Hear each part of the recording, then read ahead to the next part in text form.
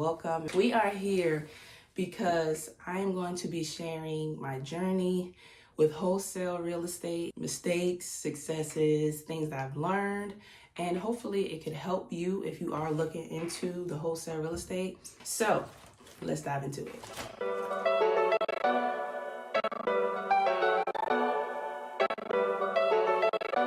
The reason I started real estate was because it's just time for me to dive into getting into this industry and that I know that the Lord is putting on me to do in this moment. So I'm being obedient and I'm going to work on being consistent. And my faith is the foundation of everything. So that was step one. Step two was then, of course, speaking with my husband.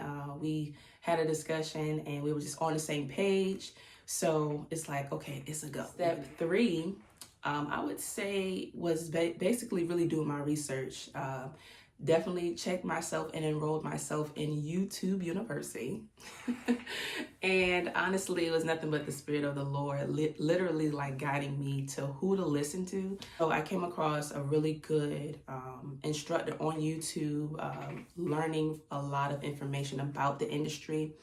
So I would definitely recommend finding someone, if you know, YouTube is free. So find somebody on YouTube to look to that has been very successful in the business. And if they tell you to go online, use online resources, use AI technology that may be free and available, just go out and test the waters to see how it actually works, like hands-on experience, right? Because we're not just gonna try this, we're gonna do this, right? It's not we're gonna try. I'm gonna do this, right? You get your LLC, you get your EIN, and you can, get a business bank account and get set up that way. You don't have to do all of that at first, but I decided to get those ducks in a row before the checks start coming in. Get yourself set up. You know that this money is not coming to you, it's going to the business entity. So you don't have to worry about the taxes and all of that on your personal things like that. The next step after your business foundation is finding your market. You're finding properties that are either distressed financially or distressed physically.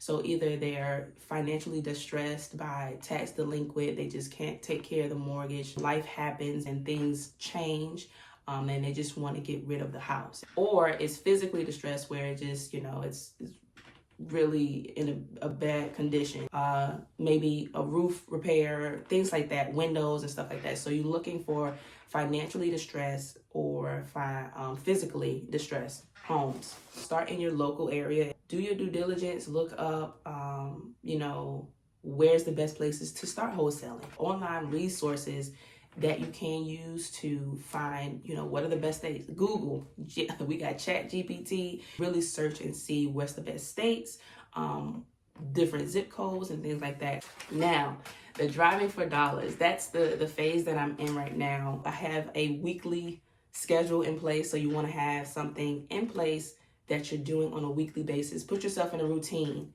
get your devotion in, get your exercise in, and do the work that it takes. Just creating a list where I have either it's vacant properties or properties that have been on the market for either 4 to 5 months. If you listen to any videos on YouTube, a lot of people will say, you just need to make phone calls. You need to make phone calls. Just talk to people. And that is true. You want to find the homes that are physically distressed, that may be financially distressed, and then start calling these owners. However, one of the things that I made a mistake of doing was calling people from Zillow, and that wasn't necessarily the market in which I should have been calling, because these are people who just put their houses on the market. And if I were to offer them a cash offer, it probably would have been a slap in the face or disrespectful, offensive to them. I don't regret it because I was just getting in the groove of having a script in place, getting the verbiage of this industry and talking with people who are looking to sell their home. You have some people who are kind of like just very direct, and I can take that to, no, I'm not interested in any offers, or yeah, I may be interested. But I come across a few people who were like, you hear their story and why they want to sell. You're just helping people in a situation that, I'm really just relocating, spouse isn't doing well. I just need to get somewhere closer to my job. So you'll come across people when you just get into the field of making phone calls to these owners. When you make phone calls, what I learned is that You really want to narrow your list down of phone calls to the most distressed list possible. What I feel like I did was I was just so excited to get owners' numbers. I'm like, oh, I got their number. Let me call people. Let me see if they want to sell their house for a discount. I'm looking at newly renovated homes and still calling these people like they're going to really go for a discount. Some of them were on the market for a number of days. So I felt like that was motivation to just give them a call and see if they would be interested.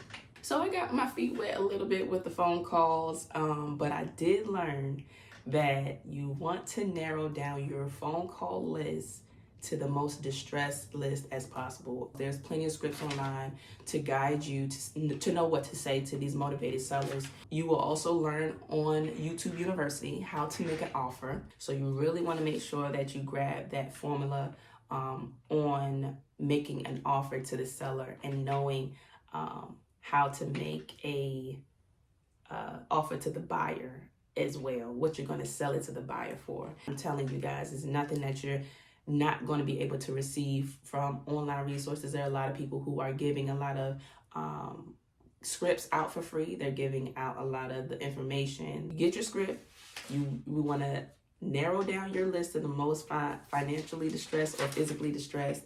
Finding your market. Let's talk about distractions, because you're going to have to be completely focused when getting into this wholesale real estate. For me personally, I had to make adjustments on what I was paying attention to, what I was giving my time to. Be self-aware. Know what triggers you. Know what it is that may distract you or get you in your emotions where you feel like, oh my God, this may be too much. I don't know what I'm doing. I'm just gonna this is just too much. I want to give away. No, we're not gonna do that. Remove any and all distractions. Be in the mindset of being very consistent. That's what 30/30 Wholesale Journey is about. It's about the consistency. Doing it again. If you look in your local area and you see maybe my local area isn't the best, okay, now you got to do it again. Go find another market. Go find a market that will suffice for your wholesale business. There is opportunity out here. Don't feel like there's not opportunity out here. Don't feel like that it's oversaturated, that everybody, oh, you see one person and you think that one person got that whole entire state covered. No, baby, they don't. You can get a piece of the pie as well. But you need to do the groundwork, the manual work, the labor. You need to do that, because what I also learned was that you're going to either invest the time or the money. And if you're in a situation where you may not have the funds to invest in the software, the time is the due diligence of going online, looking up public records, looking up on real estate websites, and just looking up very distressed homes that's been on the market for 4 or 5 months. It's just sitting there. And then as you grow, you're gonna do the due diligence. You're gonna create your list. And you're going to learn the software, the online sites as you go. The best way to learn this industry is to do it. You have to go forward. You have to go forward and go and make mistakes or go and connect with people. And also I did connect with the community. So like Facebook groups, different apps and people and things. People got apps that, they have a community of wholesalers or real estate people, investors. And you see people, oh, this house is for sale and this and that. And if, what questions do you guys need? And answered, and you just have people who are in the same mindset as you. So just continue to go forward. Don't be afraid to fail. Don't be afraid to make mistakes. That is something that I personally am living by. Just go forward and you learn by going forward. You learn by making the mistakes. Don't be afraid to invest in yourself. You're going to invest in yourself. You're going to put out a few dollars here and there. So do not be afraid to invest in yourself. Save up money so that you get your business foundation solidified. You invest in the software that helps wholesalers and people in real estate to get the 411 on houses that's either now in probate, they're in pre-foreclosure. If you're in wholesale, you want to look for high equity properties, meaning they need a lot of work done. Absentee owners are, of course, properties that you could potentially look in wholesaling also. Repetition is the name of the game. I'm staying focused and made a few mistakes. It was a little mentally, my first week was a little mentally stretching. I would say it was stretching, but you got to know when to just close the book. You got to know when to close the book, right? And just put it aside. But don't give up. Stay consistent. Just do it again. And yeah, I'll see you guys next time. And of course, don't forget to like, share, subscribe. I hope you guys took a lot away from this. I'm going to continue to share my mistakes, my mess ups, making phone calls to not filter out lists, buying leads that were not filtered out, but it's all good, Don't be afraid to make these mistakes. You'll learn, and we're just going to keep going forward. And I will make sure to share that with you guys so that you don't have to make the same mistakes. Until next time, I'll see you guys next week.